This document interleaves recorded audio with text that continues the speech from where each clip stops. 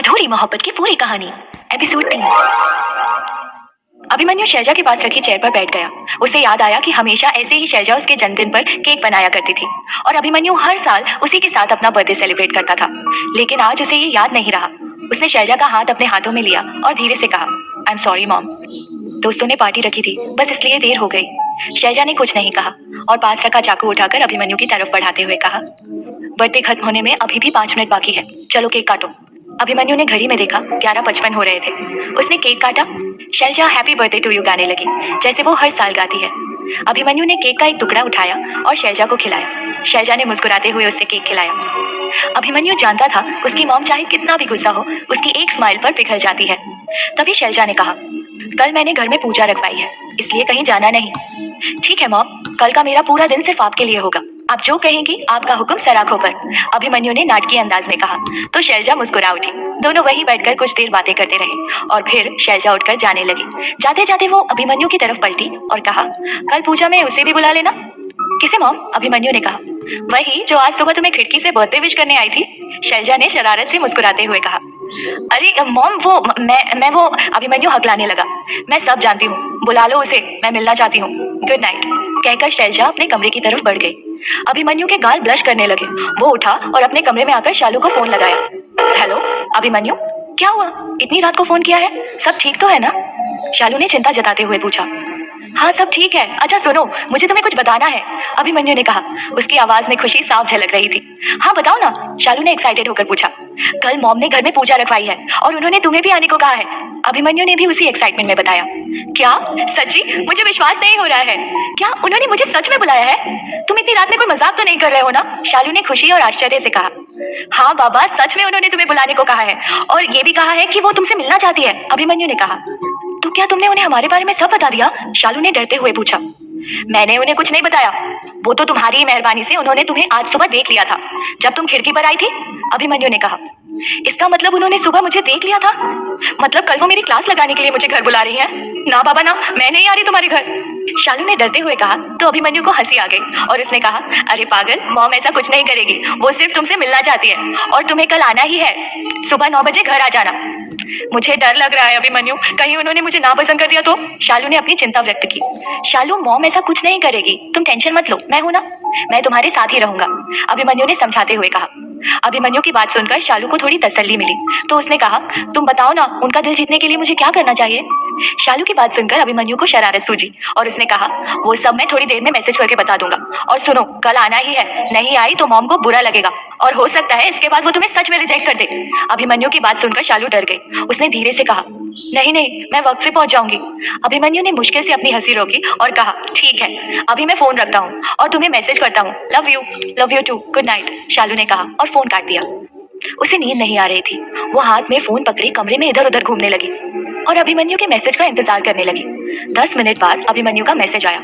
शालू जल्दी से आकर बेड पर बैठ गई। उसने मैसेज ओपन किया, जिसे पढ़कर शालू फोन साइड पर रखकर अपना चेहरा अपने हाथों से छुपाकर बैठ गई। मैसेज था, मॉम को प्योर इंडियन लड़कियां पसंद है, इसलिए उनको इम्प्रेस करने के लिए तुम साड़ी पहन कर आना, आते ही उनके पैर छूना, और सबसे खास बात, उन्हें म्यूजिक बहुत पसंद है, इसलिए आते ही उन्हें उनका फेवरेट गाना जीने के है 4 दिन बाकी है बेकार दिन सुना देना, जिससे वो इम्प्रेस हो जाए। आई होप तुम ये सब कर पाओगी। बेचारी शालू, जिसने जीन्स टॉप के अलावा कभी कुछ नहीं पहना था, वो ऐसे अचानक साड़ी कैसे पहनेगी? और गाना तो उसने कभी नहीं गाया। सारी रात वो इसी उधेड़-बुन में लगी रही, सोचते सोचते सो गई। उधर अभिमन्यु शालू के बारे में सोच सोचकर खूब हंस रहा था। आज से पहले उसने शालू को कभी साड़ी में नहीं देखा था। सोचते सोचते अभिमन्यु भी नींद के आगोश में चला गया।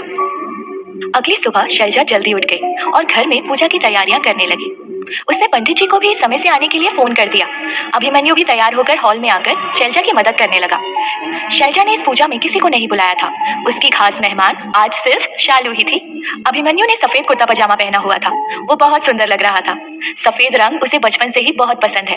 पूजा की सभी तैयारियां हो चुकी थी। शैलजा किचन में प्रसाद बनाने की तैयारी कर रही थी। दूसरी तरफ शालू सुबह 5 बजे ही उठ गई थी। अब तक वो YouTube पर सैकड़ों वीडियोस देख चुकी थी कि साड़ी कैसे पहने, लेकिन उसे कुछ समझ नहीं आ रहा था। मालिनी ने उसे नाश्ते के लिए पुकारा तो वो बाहर आई और चुपचाप आकर नाश्ता करने लगी। उसे उदास देखकर मालिनी ने पूछा, क्या हुआ बेटा, सुबह से इतनी परेशान क्यों दिख रही हो? मम्मी, वो आज दोस्त के घर पूजा है, वहाँ जाना है, शालू ने धीरे से कहा। हाँ तो इसमें परेशान होने की क्या बात है बेटा, चली जाना, मालिनी ने मुस्कुराते हुए कहा। वो बात नहीं है मम्मा, पूजा में सबको साड़ी पहनकर जाना है और मुझे साड़ी पहनना नहीं आता। शालू ने इतनी मासूमियत से कहा कि मालिनी हंसने लगी और कहा, बस इतनी सी बात से तुम परेशान हो? मैं हूं ना, मैं पहना दूंगी, बताओ कब जाना है? शालू का चेहरा खुशी से खिल उठा। उसने कहा 9 बजे जाना है। ठीक है, तुम नाश्ता करके मेरे रूम में जाकर साड़ी निकालो, मैं किचन का थोड़ा काम निपटा कर आती हूँ, मालिनी ने कहा और किचन की तरफ बढ़ गई। शुभ भी वहीं बैठा नाश्ता कर रहा था। उसने नाश्ता किया और बैग उठाकर स्कूल जाने के लिए निकल गया। नाश्ता करने के बाद शालू अपनी माँ के कमरे में गई और अलमारी खोलकर साड़ियाँ देखने लगी। उसे एक हल्के गुलाबी रंग की साड़ी पसंद आई। उसने उसे निकाला और मैचिंग का ब्लाउज भी निकाल कर रख लिया और मालिनी का इंतजार करने लगी। घड़ी में 8 बज रहे थे।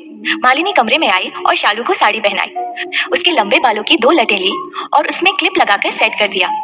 शालू बहुत खूबसूरत लग रही थी। उसने पर्स उठाया और घर से निकल गई। तय समय पर वह अभिमन्यु के घर पहुंच गई। उसका दिल तेजी से धड़क रहा था।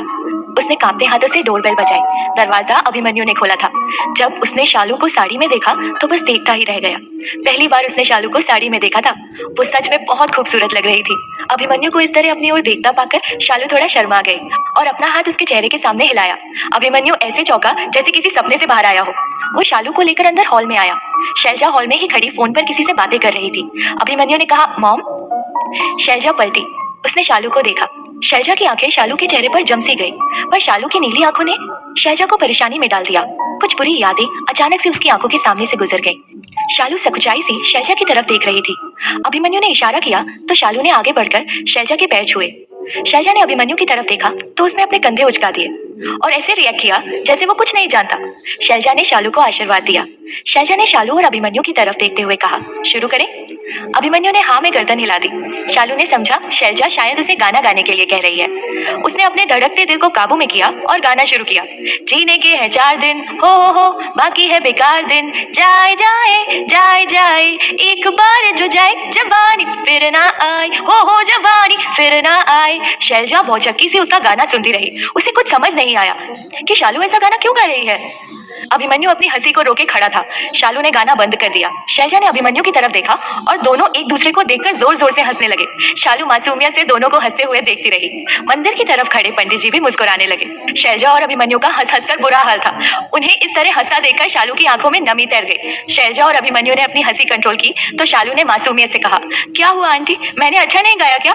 शालू की बात सुनकर अभिमन्यु फिर हंसने लगा। उसे हंसता देखकर शालू की आंखों से आंसू बहकर उसके गाल पर आ गए। शैलजा ने देखा तो शालू के पास आई और उसके आंसू पोंछते हुए कहा, इतनी प्यारी लड़की को रुला दिया इसने। शालू अपनी नजरें झुकाकर खड़ी रही तो शैलजा ने कहा, मैं जानती हूँ ये सब इसकी शैतानी है, पर बेटा तुम्हें ये सब करने की कोई जरूरत नहीं है। और फिर अभिमन्यु की तरफ पलटकर कहा, चलो कान पकड़कर माफी मांगो इस प्यारी बच्ची से। अभिमन्यु ने अपने दोनों कान पकड़े और प्यार से सॉरी कहा तो शालू मुस्कुरा दी।